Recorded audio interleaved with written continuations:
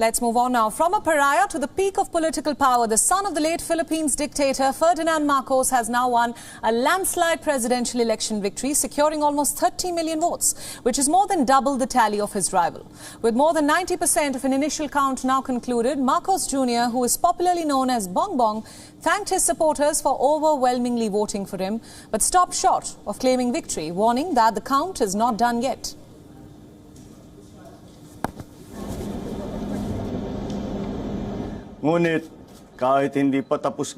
Even if the voting is not yet done, my gratitude cannot wait.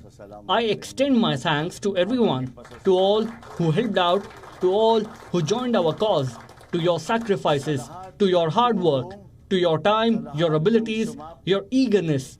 These types of work, any endeavors as large as this, does not involve one person.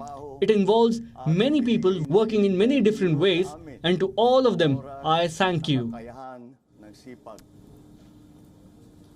Meanwhile, the Philippines Vice President Leni Robredo, who is the nearest rival to Marcos Jr., urged her supporters to listen to the voice of the people, further asking Filipinos to fight for patriotic ideals beyond elections. I know it is not easy for you to accept the numbers that are coming out of the quick count. Not only feeling sorry, but a clear dismay are being felt among our ranks. I am aware that this dismay may boil even more. Especially, there have been reports of irregularities in this election.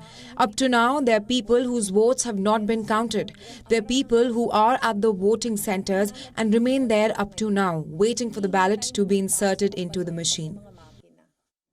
Robredo, who throughout campaigning positioned herself as promoting good governance, transparency and human rights, secured 11.9 million votes, which is half of what Ferdinand Marcos secured. Marcos Jr.'s campaign was marked by relentless online whitewashing of his family's corrupt regime.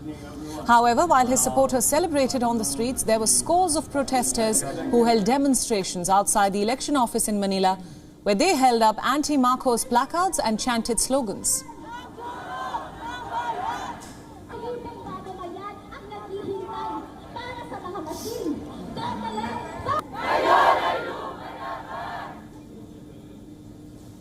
Meanwhile, voters across the Philippines also cast their ballots to elect a new vice president, where Sara Duterte, who is the daughter of the outgoing president, Rodrigo Duterte, was leading the country's vice presidential race. The winner of Monday's presidential election will take office on June 30th, and this is for a single 6-year term. The new president will inherit a pandemic-battered economy, deep poverty, and the legacy of a brutal anti-drugs crackdown.